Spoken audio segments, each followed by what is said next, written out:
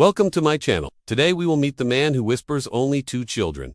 It all started with small notes. Children from different families would leave them for their parents. They were always found in places where adults wouldn't look: under the TV, inside drawers, or taped to the underside of a table. It was small things at first, like telling their parents to have a nice day or go do some chores. But then the notes got weird. Things like, "Mom, Dad, did you know there's a monster in the house?" Or, "Do you see what I see when I look outside?" And the final note simply said, "Stop looking outside." At first, no one paid much attention to these notes.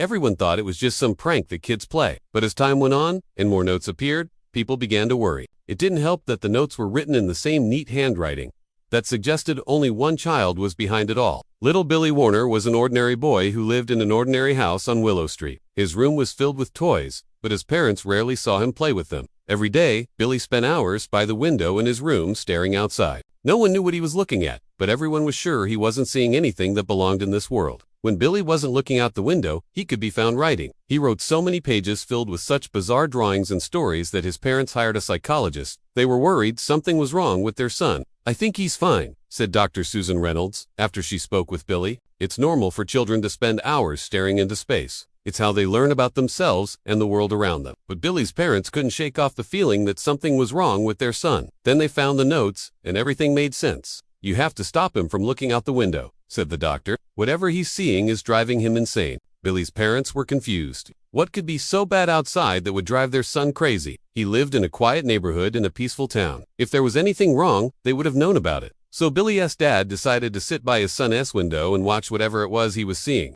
At first, nothing happened. He watched the street, the cars passing by, the trees swaying in the wind, and the neighbor's cat napping on a lawn. But then he saw it. A tall, slender man was walking down the street. At first, he seemed perfectly normal, but as he got closer, his face began to warp into something inhuman. His eyes turned completely black, devoid of any emotion. His skin grew gray and sickly, like ash falling off a corpse. And as he finally reached the end of the block, he vanished. His dad ran to Billy's room to tell him what he had seen, but his son was already gone. He looked everywhere for him, but he couldn't find him anywhere. Just when he was about to call the police, Billy returned. His son was sitting on the floor next to his window and he was smiling. "Did you see him too?" Billy asked. His dad had never seen so much excitement in his son's eyes. He could feel his son's joy like if it was his own. "See who?" he asked, trying to play it cool. "The man outside," Billy said. "The one who waves." "There was no man outside," his dad said. "I checked." Billy's smile slowly faded away and he began to cry. "But you have to believe me," he said.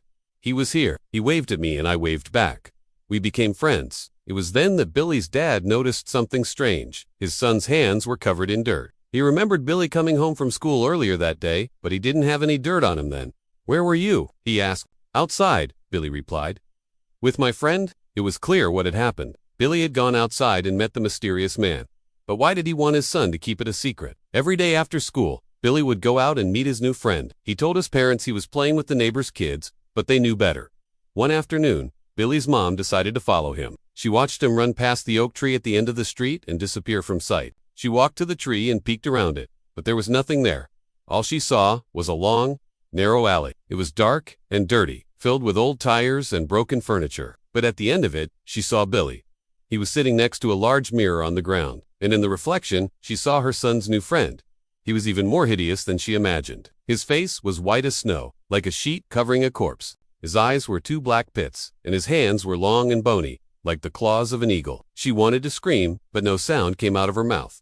She couldn't move. She was frozen in place. The creature turned to her and smiled, revealing sharp fangs, like those of a shark. He held up a finger to his lips, shushing her. Then he turned back to Billy and whispered something in his ear. Billy nodded and stood up. He approached the mirror and looked at his reflection.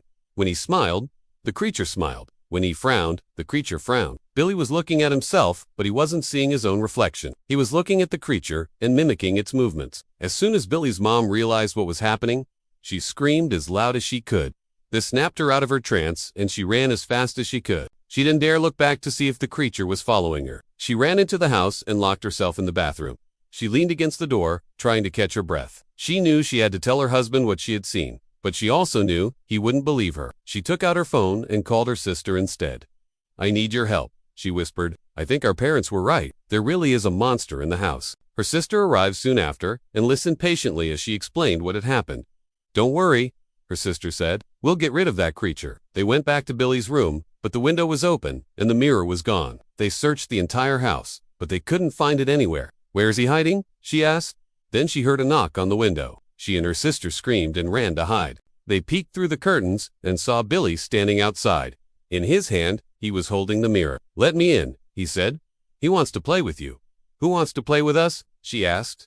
"The window man," Billy replied. As soon as the sun went down, Billy went back to his room. His parents stayed up all night watching him. They knew he was up because they could hear him whispering and laughing. They tried to listen in on what he was saying, but it sounded like gibberish. Just before dawn, they heard a knock on the window. They both looked at each other, then slowly approached the window. Outside, standing in the pale moonlight, was the window man.